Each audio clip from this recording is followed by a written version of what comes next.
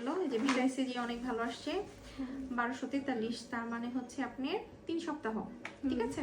ওরকমই তো আপনি আমার কাছে আসছিলেন হচ্ছে জানুয়ারির 28 তারিখ, তাই না?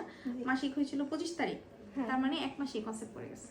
যাই হোক, সবাই জানতে চায়, আবার ডেট জানতে চায়, কবে আসছে, কি সমাচার, এত কিছু কি আমার মনে থাকে? এত কিছু তো মনে থাকে না, এই জন্য ডেট উল্লেখ করে বললাম যে 25 তারিখে পিরিয়ড হয়েছিল, 28 তারিখে আসছিলে আমার কাছে, ওইভাবে ওষুধ দিয়েছিলাম 1 মাসে, আলহামদুলিল্লাহ বাবু কনসেপ্ট পড়ে গেছে, এটা এসিডিউ পজিটিভ।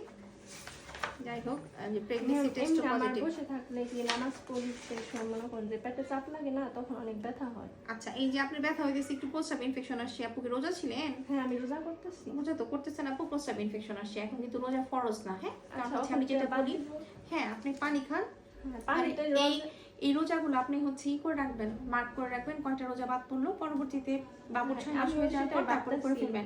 কারণ এই যে ইনফেকশন হয়ে গেল, দেখেন এটার জন্য তো ওষুধ লাগবে এখন, আর ইনফেকশনটা না হলে ওষুধ লাগতো না, ওষুধ যত কম খাওয়া যায় তত ভালো, হ্যাঁ? তাহলে এখন শুধু ফলিক অ্যাসিড দরকার, অন্য কিছু দরকার না। আর তখন প্রথম দিকে দেখা যায় বমি ভাব হয় বা বমি হয়, রোজা রাখা খুব কষ্ট। তো ভাইয়া কবে চলে যাবে? ভাইকে 3 তারিখে চলে 3 তারিখে চলে যাবে। আর ভাইয়ের সাথে কি আমার দেখা হয়েছে আজকে? আজকে দেখা হয় নাই। ও আচ্ছা, তাহলে তো বাইরে বসে রয়েছে। ঠিক আছে, ভাইকে ডাকি, কংগ্রেচুলেশনস বলি। কোন দেশে জানি থাকে? কুয়েত। কুয়েত, আচ্ছা ওকে।